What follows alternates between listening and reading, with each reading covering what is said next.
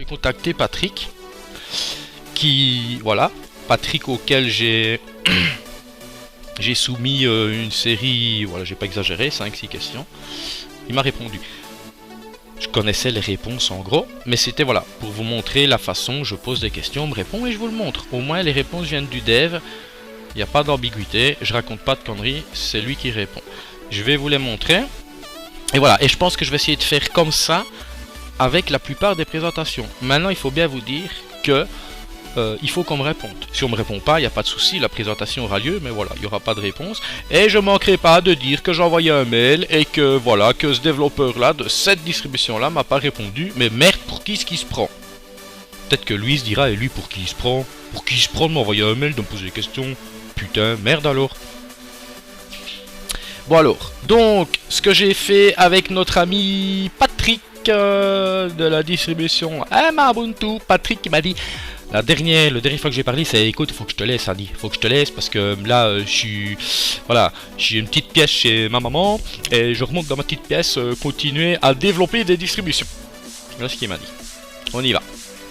Voilà. Il y a ce blabla et puis je passerai vite à la distribution. À 21 h, je clôture, peut-être un peu plus tard, mais pas comme hier, pas 2 h 30. Question 1. Pourquoi avoir choisi... Vous allez comprendre pourquoi ils ont choisi une base Debian. Parce que la plupart, bah ouais, c'est normal, c'est plus stable.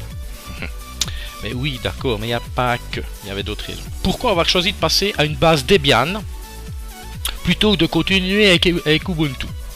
Voilà sa réponse. Pour nous permettre de continuer plus longtemps à reconditionner sous Ubuntu. Car Ubuntu avait annoncé déjà en septembre 2015 l'arrêt du support de la version 32 bits. Et il vient de récidiver. Donc Mark Shuttleworth a dit nous la version 32 bits on va abandonner. Mais le problème c'est qu'Ubuntu était basé dessus. Donc il a récidivé il y a quelques jours. Voilà, et tous les liens sont... Voilà. Donc Linux, bientôt la fin du support de matériel 32 bits. Ubuntu Desktop et serveur pourrait ne plus proposer d'image 32 bits dès octobre 2016. Je vous balancerai le lien après du document. De toute façon, ceux du groupe Blabla, ils l'ont déjà eu. Voilà. Donc il est important pour nous d'avoir une autre source pour réaliser des Ubuntu en version 32 bits et de prévoir l'avenir. Ce qui est chose faite maintenant depuis la sortie de notre MADE tagué 1.0. Voilà le lien. Et ils sont fiers de nous dire voilà l'ALDE 1.0. Donc le 20 juin 2016, MADE, la nouvelle version, Ubuntu tient debout. Je vous donnerai tous ces liens là. Donc il était important, voilà. Il ne reste plus qu'à finaliser cette version. Bah ouais, elle est faite, mais bon, il y a encore beaucoup de boulot dessus. Cette version en lui proposant sa petite sœur en version 64 bits. Voilà, parce que l'image que je vous propose là, c'est l'architecture 32. La 64 va arriver après. Ce que nous sommes en train de faire est d'améliorer notre version en corrigeant des bugs et en rajoutant des améliorations pour permettre une utilisation MADE aussi intuitive que les MA3. MA3 basé sur Ubuntu. Ce sera la dernière. De plus, Ubuntu sur la version 16.04 avait fait le choix de changer de noyau lors de chaque grande mise à jour. Aïe, c'est le bordel. Donc ça veut dire qu'à chaque Ubuntu, à chaque grande mise à jour, paf, il changeait de noyau. Donc ce qui nous a contraint de travailler avec des noyaux différents à chacune de nos versions. Et nous a demandé plus de contrôle et de travail sur la réalisation de cette version. Voilà, question 2. Est-ce que cette version d'Ubuntu DE supporte bien les processeurs datant d'avant 2005? On parle des processeurs sans l'option PAE, extension d'adresse physique. Exemple, quand moi je reconditionne une machine, j'utilisais beaucoup Ubuntu. Sauf que quand je reconditionnais des machines d'avant 2005, j'avais quelques petits soucis avec Ubuntu, donc je bifurquais vers Andy Linux qui lui proposait un noyau qui supportait les processeurs datant de 2005. Donc je voulais être sûr que cette nouvelle version pouvait le faire et elle peut. Oui, dans l'installateur de Debian, il est prévu pour la version 32 bits de supporter les processeurs non PAE. C'est pour cela qu'il y a deux lanceurs en mode live. Un pour processeur i686, donc pourvu du PAE, et un pour processeur i586, pas d'option PAE. Lors de l'installation, c'est l'installateur de Debian qui fait le choix du noyau. Voilà, il va, à mon avis, je pense, soit il choisit dès le départ, et puis il supprime ce qui n'a pas lieu d'être après. Question 3. Pour toi, qu'est-ce qui fait que Mbuntu soit tant apprécié? Parce que, voilà, j'ai rarement vu qu'on disait que Mbuntu était de la merde. Fred Buzzy, pourtant, qui a horreur, je pense, des distributions bardées de logiciels. Celle-là, elle est bardée de logiciels. Pourtant, je ne l'ai quand même jamais entendu dire c'est de la merde. Donc, tout le monde en général aime Mbuntu. Donc, d'où ma question pour toi. Qu'est-ce qui fait que Mbuntu soit tant apprécié? Ben, je ne sais pas si nous sommes si appréciés, mais nous avons quelques fans et personnes qui apprécient notre travail, et même à l'étranger, vous allez voir. Comme en Allemagne, où nous avons été il y a 2 ans sélectionnés pour représenter la France dans le concours The Bobs. Voilà le lien. Vous donnerez tout ça. Dans la catégorie meilleure innovation.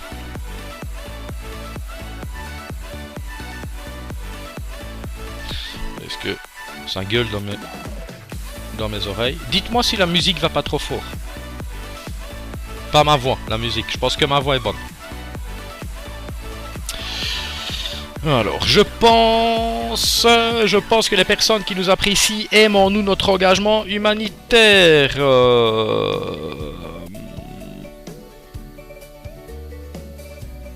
Non, je lis en même temps le chat. Notre engagement humanitaire grâce au logiciel libre, c'est très bien, car cela correspond justement à ce que nous voulons faire. Et notre travail n'est pas simplement de faire une distribution GNU Linux, mais de mettre en place des ateliers de réemploi informatique et de développer des collaborations pour mettre en place des salles de formation à la bureautique en général pour les plus démunis, en France mais aussi partout dans le monde, car la pauvreté dans le domaine éducatif est immense, et cela simplement avec des ordinateurs qui sont jugés obsolètes pour certains.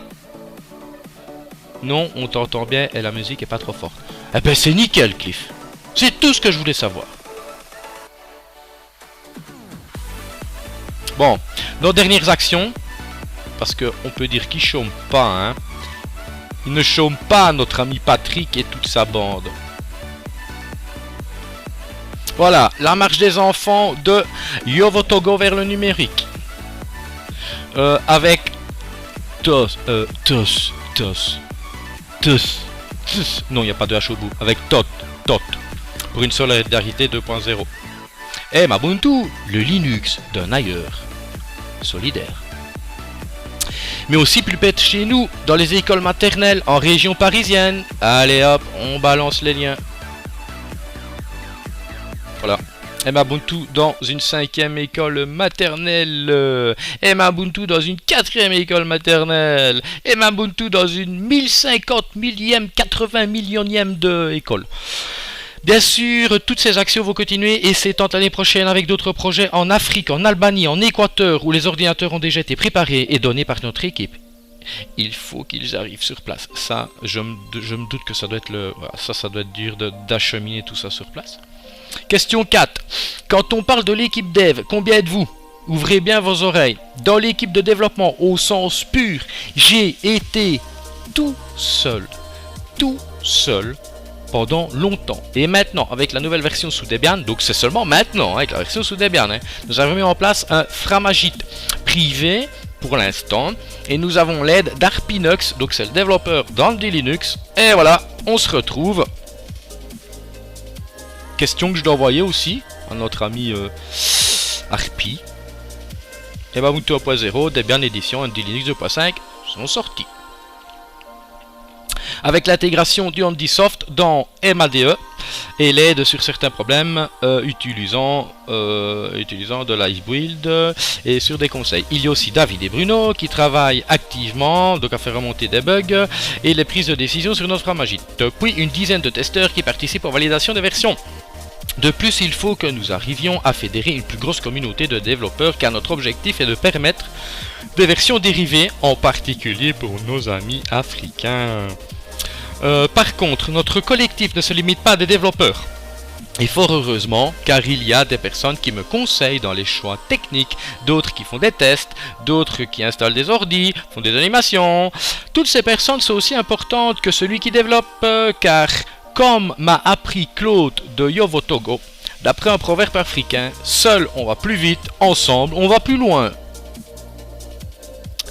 Ce que je veux dire, c'est qu'à l'heure actuelle, nous sommes 180 dans notre liste de diffusion et sur notre groupe Facebook 350.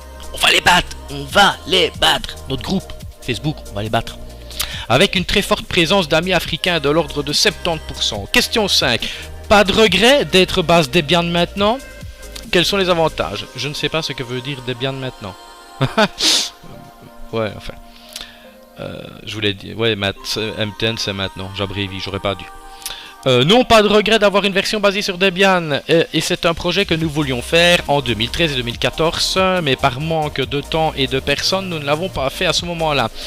Maintenant, si nous l'avons fait, c'est qu'il était question de la continuité de Ubuntu qui était en jeu. Et vous voyez pourquoi parfois certaines distributions qui tiennent la route pourraient du jour au lendemain couler. Ça peut tenir à rien du tout. Donc qui est en jeu, et nous avons trouvé le temps fin octobre 2015 pour démarrer les travaux, avec surtout l'objectif de faire un travail plus collaboratif sur Framagic, travail qui doit être amélioré avec plus de contributeurs, et nous cherchons bien sûr des contributeurs à ce sujet. Allez les gars, des contributeurs il en faut. Donc pour l'amélioration de l'EMA2, même tester, mais c'est bien de tester, hein, et de dire oh il y a ça qui va pas, mais faites remonter les bugs, des fichiers log, des screenshots. Voilà, c'est ça qu'il veut. C'est pas le fait de venir même sur mon groupe ou sur le groupe. Ouais, j'ai installé ça, ça va pas. Hein?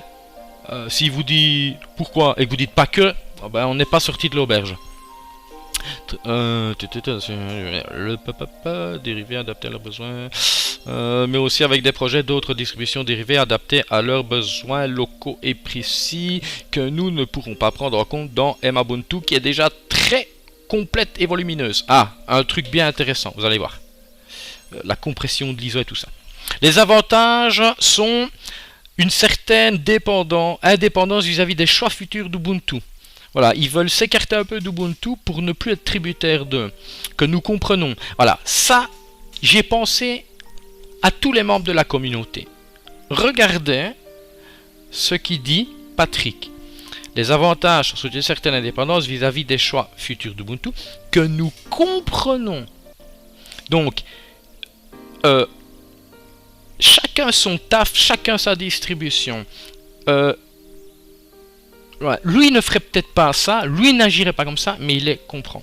Alors quand je vois certains, ouais, Ubuntu est magnifique, Ubuntu va bien, et juste pour une prise de décision genre on va intégrer Amazon, Ubuntu c'est de la merde, Ubuntu ça va pas, Ubuntu c'est si. Un peu comme les Belges ils gagnent au foot c'est les meilleurs, ils perdent c'est des vrais connards. Ça j'aime pas. Nous comprenons, mais qui ne sont pas les nôtres à l'heure actuelle, comme celui d'arrêter les versions 32 bits et de prendre des noyaux Linux récents et pas LTS. Nous espérons que Debian sera plus en accord avec nos choix de travailler sur des noyaux Linux LTS et supportera plus longtemps les architectures à 32 bits. Voilà. Un autre avantage est une légère amélioration sur la taille de l'ISO. Ah, parce que ça c'est un gros problème pour l'EMA, c'est la taille de son ISO.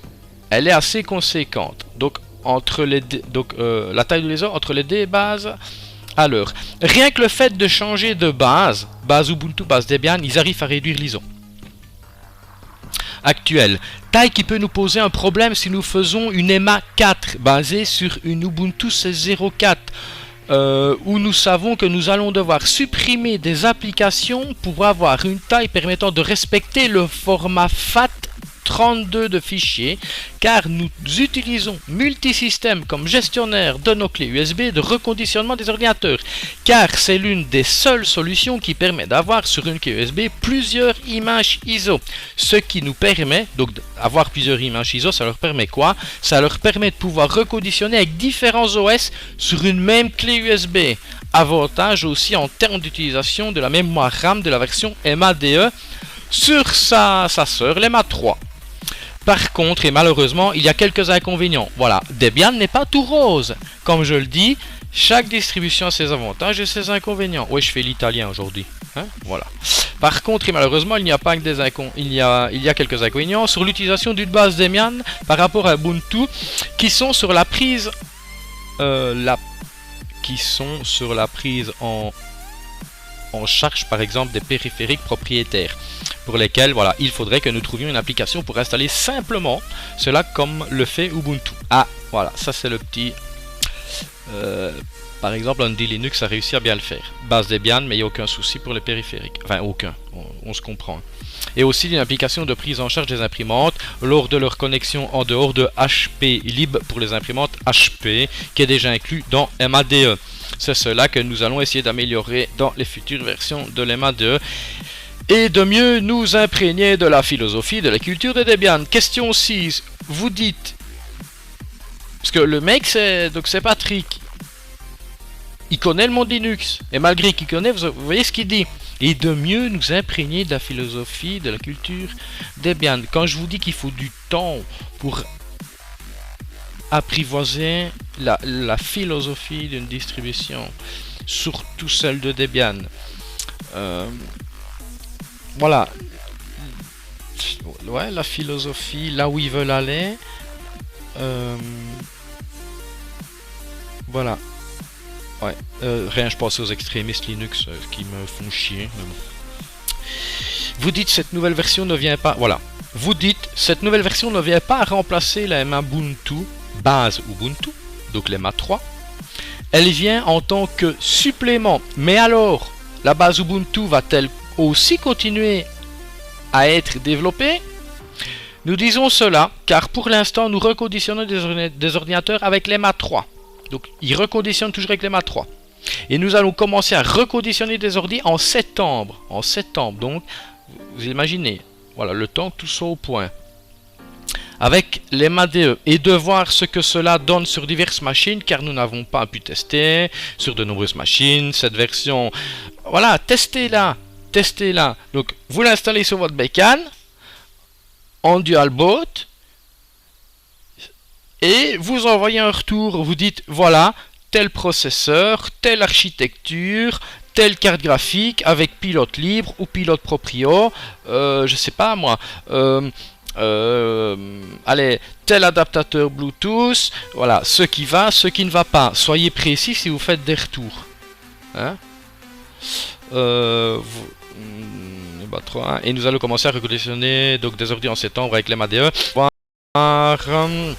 Ce que cela donne sur diverses machines, car nous n'avons pas pu tester sur de nombreuses machines cette version, et il reste à voir les compatibilités matérielles entre OS et les divers périphériques. De plus, nous ne savons pas encore si nous allons faire une EMA 4 basée sur une Ubuntu 16.04 pour avoir un plus grand choix de distribution à proposer à nos reconditionneurs.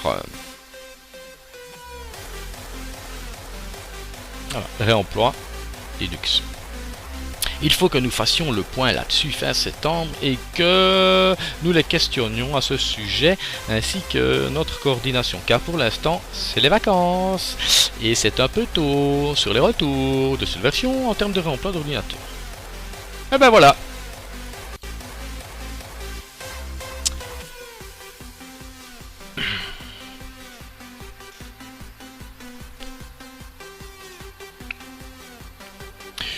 Ouais, mon ami Patrick.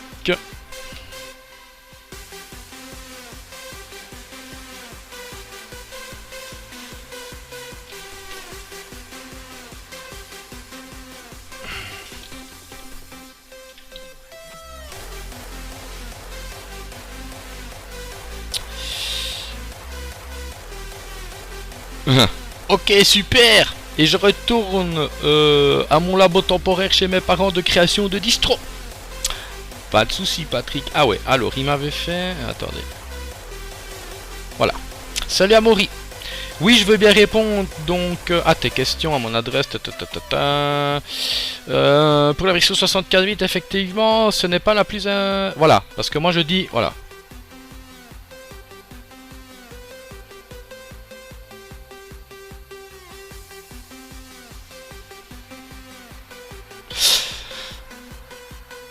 attendez, Salamori, très heureux, merci pour l'info. Et je te conseille de... Voilà. Et je te conseille de ne pas utiliser Camus, comme Fred Buzzy. Je t'informe que je travaille en ce moment une version 64 bits, que nous devrions sortir en août ou début septembre. Si tu veux, je peux te dire les bugs que nous avons recensés. Putain de souris. Chier cette souris là. Bien à toi, bonne semaine et bon test de l'MADE. Patrick, merci de me répondre. Je n'ai pas beaucoup été présent avec mes présentations vidéo depuis quelques temps. Je compte recommencer avec la distribution que j'affectionne particulièrement puisque mon job est le reconditionnement de machines anciennes. Je n'utiliserai pas Camus, toujours VirtualBox, question d'habitude. Super, une version 64 bits. Mais voilà, moi je lui réponds. Mais je vais te dire franchement, pour moi, ce n'est pas le plus important. Oh putain de souris! Plus important puisque ma Ubuntu, sa fonction première est de redonner une seconde jeunesse à de vieilles machines. Et je dois dire que bien souvent ces dernières ne dépassent quasi jamais les 2 Go de RAM. Mais bon, je lui dis. C'est vrai que ma Ubuntu sur un i7 avec 16 Go de RAM, ça doit être plus qu'agréable. Pour les bugs, je veux bien. J'aurais même quelques questions à te poser avant ma présentation. Est-ce que je peux te les poser? Pourquoi tu y réponds? Si oui, je prépare cela dans les jours à venir.